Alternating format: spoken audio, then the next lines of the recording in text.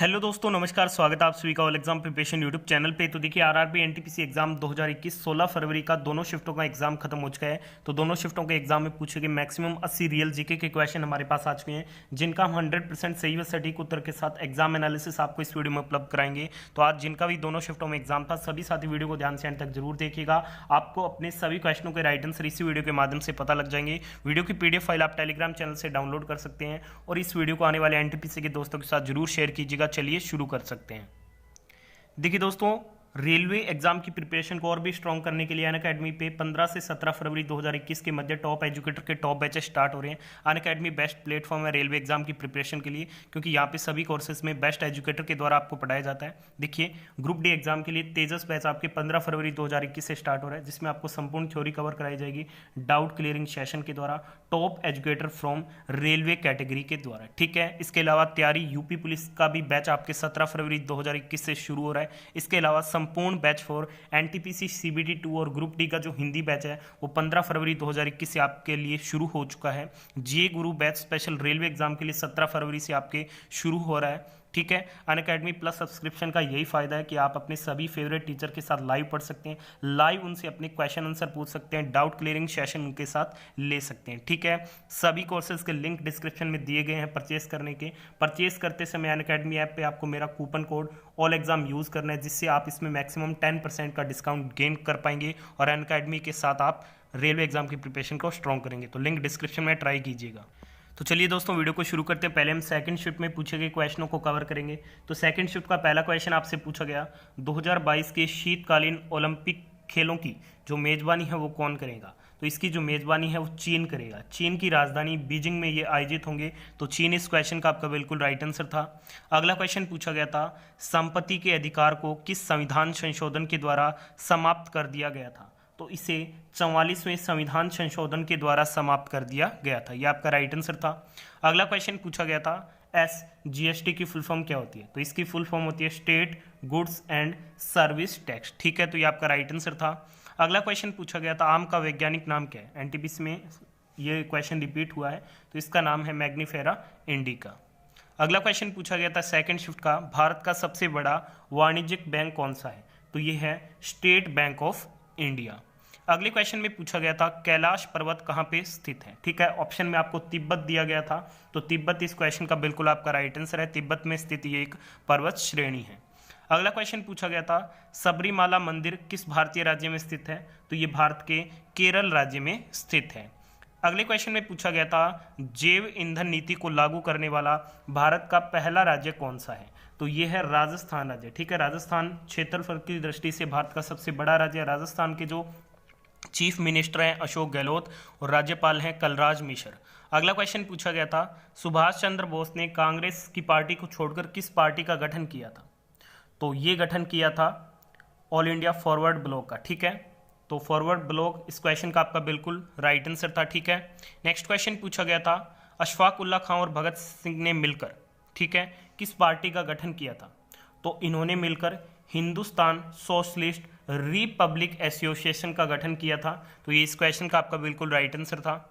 अगले क्वेश्चन में पूछा गया था, ऐसा कौन सा नृत्य है जो मुगल शासक काल से संबंध रखता है? ऑप्शन में आपको कथक दिया गया था, तो कथक इस क्वेश्चन का राइट आंसर था। नेक्स्ट क्वेश्चन में पूछा गया था, वीवीपैट की फुल फॉर्म क्या होती है? तो इसकी फुल फॉर्म होती है voter verified paper audit trial. ठीक है, तो ये इस क्वेश्चन का राइट आंसर था। नेक्स्ट क्वेश्चन में पूछा गया था, इंडिया हॉकी मेंस टीम के कोच कौन है? तो ये ग्राहम रीड है। तो ग्राहम रीड इस क्वेश्चन का आपका राइट आंसर रहता। अगले क्वेश्चन में पूछा गया था, कौन सा प्रोडक्ट माइक्रोसॉफ्ट का नहीं है? ऑप्शन थे MS Office, MS Excel, MS Word और एक्रोबेट रीडर। ठीक है, तो एक्रोबेट रीडर इस क्वेश्चन का आपका राइट आंसर था। अगला क्वेश्चन पूछा गया था, मानव नेत्र किस रंग को सबसे ज्यादा देखता है? ऑप्शन थे ग्रीन, येलो, ब्लू और व्हाइट। अगर आपको इस क्वेश्चन का राइट आंसर पता है, पूरा क्वेश्चन पता है, तो कमेंट बॉक्स में बताइएगा। अगला क्वेश्चन पूछा गया था, आईएनसी यानी कि जो इंडियन नेशनल कांग्रेस है उसके प्रथम यूरोपियन अध्यक्ष कौन थे? तो ये थे जॉर्ज यूल। तो जॉर्ज यूल इस क्वेश्चन का आपका बिल्कुल राइट आंसर रहता। अगला क्वेश्चन पूछा गया था, admin@government.nic.in में एडमिन क्या है? तो एडमिन यहाँ पे यूजर आईडी है, तो यूजर आईडी आपका बिल्कुल राइट आंसर था। अगले क्वेश्चन में पूछा गया था, ब्रेटन वुड्स इंस्टीट्यूशन में कौन शामिल नहीं है? ऑप्शन थे यूएनओ, डब्ल्यूटीओ, ठीक है, IMF और वर्ल्ड बैंक, ठीक है। तो बात करें इसकी, तो इसका राइट आंसर यूएनओ होना चाहिए। कंफर्म पूरा नहीं है, अगर आपको कंफर्म इसका राइट आंसर तो कमेंट बॉक्स में बता दीजिएगा कि क्या यूएनओ इसका राइट आंसर है। अगला क्वेश्चन पूछा गया था, यूएनओ की स्थापना के समय कौन सा देश नहीं था? ऑप्शन थे यूएसए, फ्रांस, जर्मनी और क्यूबा। तो क्यूबा इस क्वेश्चन का राइट आंसर था। नेक्स्ट क्वेश्चन पूछा गया था, ई नाम किससे संबंधित है? तो ये कृषि से संबंधित है, तो कृषि इस क्वेश्चन का आपका राइट आंसर रहता। अगला क्वेश्चन पूछा गया था, एल्यूमिनियम का और यानी कि जो अयस्क है वो कौन सा है? तो बॉक्साइट ऑप्शन में दिया गया था, बॉक्साइट राइट आंसर रहता।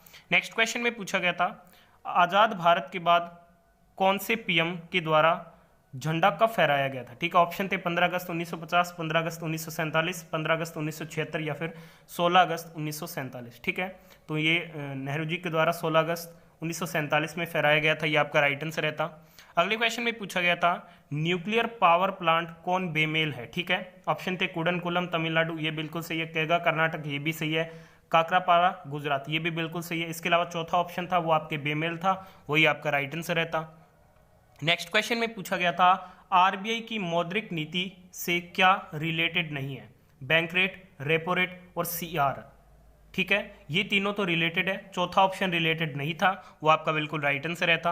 अगला क्वेश्चन पूछा गया था, कौन सी इनलैंड वाटरवे तेलंगाना से तमिलनाडु तक है? तो ये नेशनल वाटरवे 4 है, तो NW4 इस क्वेश्चन का राइट आंसर था। अगले क्वेश्चन में पूछा गया था, study of genes is called, तो इसे जेनेटिक्स कहा जाता है, तो जेनेटिक्स इस क्वेश्चन का आपका राइट आंसर रहता। ठीक है, अब हम फर्स्ट शिफ्ट में पूछे गए क्वेश्चनों को कवर करते हैं। पहला क्वेश्चन है, 2019 के सर्वे के द्वारा किस राज्य में वन क्षेत्र सबसे ज्यादा है? ठीक है, सबसे ज्यादा पूछा गया था तो मध्य प्रदेश है। इस सर्वे के द्वारा सबसे ज्यादा मध्य प्रदेश, अरुणाचल प्रदेश, छत्तीसगढ़, ओडिशा और महाराष्ट्र में सबसे ज्यादा जो है वो आपके वन क्षेत्र है। ठीक है, अगर आपको इनमें से कोई ऑप्शन में दिया होगा तो वो आपका राइट आंसर रहता। अगला क्वेश्चन पूछा गया था, यूएनओ में भारत कब शामिल हुआ? तो ये 1945 में शामिल हो गया था। अगला क्वेश्चन था, भारतीय रुपए का जो लोगो है वो किसने डिजाइन किया था? तो ये उदय कुमार धर्मालिंगम ने डिजाइन किया था। ठीक है, बढ़ते हैं अगले क्वेश्चन की तरफ। नेक्स्ट क्वेश्चन में पूछा गया था, सूर्य जब पृथ्वी से सबसे दूर होता है तो उसे क्या कहते हैं? तो उसे अपसोर कहते हैं, तो ये आपका बिल्कुल राइट आंसर था। नेक्स्ट क्वेश्चन में पूछा गया था, 2020 का जो मैन बुकर प्राइज विजेता है कौन है? ठीक है, ये जो विजेता है वो उपन्यास है सगई बेन। ठीक है, तो ये आपका बिल्कुल राइट आंसर रहता। नेक्स्ट क्वेश्चन में पूछा गया था, संविधान संशोधन जो 69 है वो क्या है या फिर किससे संबंधित है?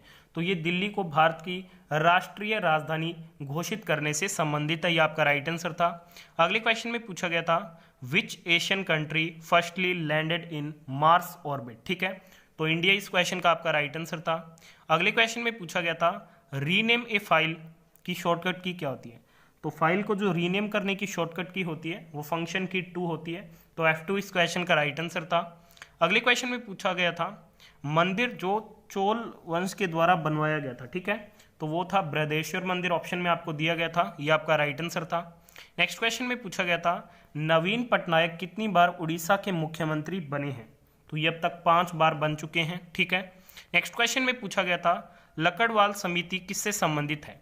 तो ये गरीबी रेखा से संबंधित है। ठीक है, तो ये आपका बिल्कुल राइट आंसर था। अगले क्वेश्चन में पूछा गया था, 2018 के अनुसार किस राज्य की लिटरेसी रेट सबसे ज्यादा है? तो ये केरला राज्य की है।